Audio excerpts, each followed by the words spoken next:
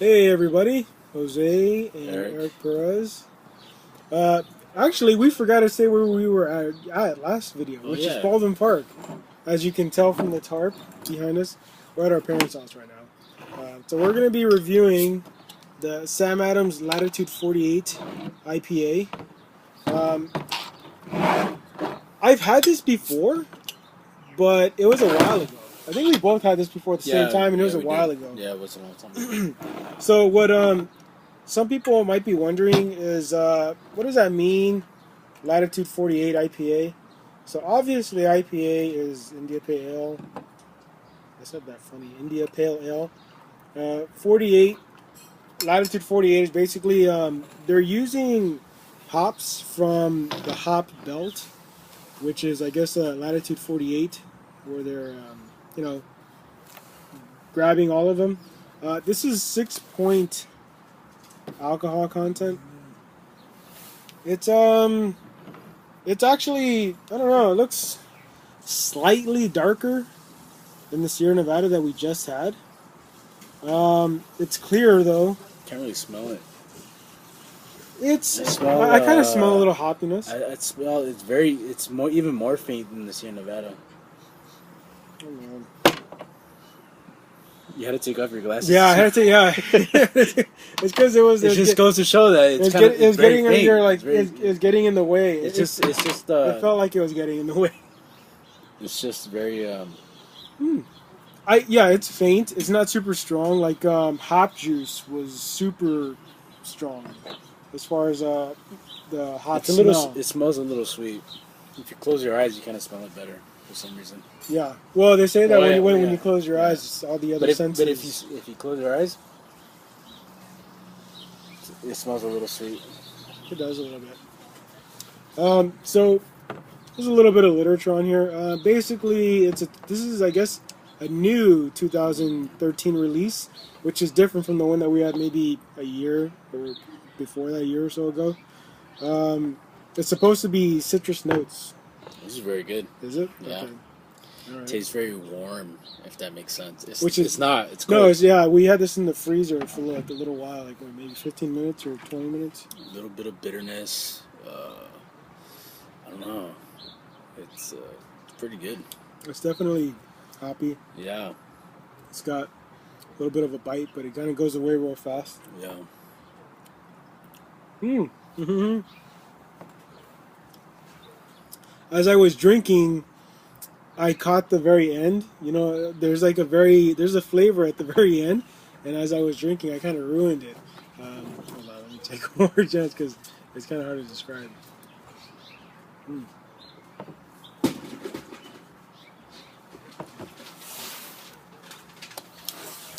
It does taste like an IPA. It's very smooth. Yeah, it's a smooth IPA. It's not really it's not super bitter. No. It's definitely not a Stone IPA. This is like a Stone IPA kind of hits you in your mouth. It's almost like a kick in the teeth with the Stone IPA. Super hoppy. It's really bitter, which is nice. This is really smooth. This is just sort of like really mellow IPA. Which is good. Very drinkable. I could definitely see. I wish I had more adjectives. It's just I'm thinking. This is very drinkable. I could probably drink this like maybe a whole 12-pack. Damn, this is crazy smooth. It's like yeah, very refined. Seems kind of upscale. You should be wearing a tie when drinking this. I almost kind of feel like I want to say like caramel, not caramel, but it just seems very a little dark or something. I don't know. It's almost like it does kind of have like a malty because here's the thing. Malty. Malty flavors I usually associate with darker beers, but this tastes sort of malty to me. But it's very subtle. It's not like right, it's not very pronounced, It's pretty subtle, and you kind of get it right in the middle, sort of towards the end. And I think that's sort of what's creating that smoothness, because it's just sort of like it's not super. I mean, and you get that, and it's funny because the aftertaste right now it's bitter. Yeah. I'm tasting the bitterness, and I like that. I like the bitter, aftertaste of beer, especially when it's hoppy like that. But this is a really good IPA, and it's funny because a lot of people, like I have a Facebook, and obviously who doesn't? But my Facebook has quite a bit of Sam Adams on it, and so a lot of people always message me like, you must be like a crazy Sam Adams fan, which is not really the case. It's just the fact that Sam ¿Qué se Adams siente? has. It's our mom. It's just the fact that Sam Adams has so many beers, and they're readily available almost anywhere. Mom! Really. What's she doing? She's feeding ¿Qué candy? se siente primero? My mom has no patience. It's just, I train my dogs a specific and certain way for reasons. And it's an everyday conflict when, I have this specific set of rules for them and everyone else doesn't. And really, especially because I have 2 pit bulls, you have to be extra hard on them, just because of the fact that Everyone expects the bad like, stigma that they carry because of the media. So I'm specifically stricter on them for that reason. To be I was gonna say to be the exception, but pit bulls aren't bad. It's just bad owners. Yeah. So. Like kids. That's why. I mean, for me. There's a reason why, like, you go to restaurants and kids that act up. I mean, I understand that kids act up, and kids have their own minds or whatever. But with a parent, you control that kid. You control that kid. That kid doesn't control you, and that's what I don't get when you go to those restaurants and you see kids running around and the parents are like very, no, and their touch is too light. It's too light, and some kids need that heavy hand, and not to get smacked, but they need that heavy hand as kind of like, you need to kind of like grab them by the arm and be like, hey, if you don't shut up and behave yourself, you're gonna get a timeout or whatever, you're gonna get spanked. I don't know, whatever everyone's method is, but I mean, it's you need to be harder on some kids, and other kids you don't need to be. And we have nieces and nephews, and they're not the same. Some need a heavier hand than others, and parents just are just too light with their touch. And to be honest with you, we got hit as kids. And when our parents told us you better shut up or you're gonna get it, we shut up. It's just well, at least I did. You didn't. It's funny because he's the baby, so it's like my parents kind of gave up by the time he was like pretty much like high school. By the time you were in high school, my parents let him kind of get away with so much stuff. That's a misconception. That I would never have gotten That's away a misconception. with. Well, no, it's true. No, it's not. It's true because here's the thing. Okay, the proof is this. Okay. When I was living here with my parents, there were certain rules and certain things that I had to follow, and I did because I understood that this is not my house. I'm living under their roof. I need to help out with, certain bills or whatever, all that crap. And I couldn't, I still had, they gave me, it's funny because in high school I didn't really have, kind of like, a curfew. Because there were times where I would take Eric to parties with me at high school, and we'd come back like at 2, 3 in the morning. Yeah. And it was funny because when I graduated high school, and I was working, they were like, "You need to be here by 12." I'm like, 12? Like, really? Why are we're going backwards? It's like it didn't make sense to me, and they made it harder for me after high school, which was weird. I don't get it. So as opposed to keeping the same 2, 3 in the morning curfew. When I was old enough and already paying money to my dad and my mom for bills or whatever, they just didn't, for whatever reason, do that with him. Different. I don't know why. I think they were just tired. I mean, there's 4 of us, 4 kids. He's the last one. They're like, you know what? Whatever. And that's how I feel the last one is. It's whatever. That's not true because. Well, I mean, I understand you have your own set of problems and your own set of whatever intricacies as far as rules. But I mean, it was just. I did things differently than you guys. Well, One is I wanted to be independent in the sense that I had been taking the bus for fucking years. I never took the bus. And I took the bus to and from school. And I was just so sick of it that I decided to get my license. I got my license at 16 years old. No one had done that. No one has done that. I was the first one. I got out at 17.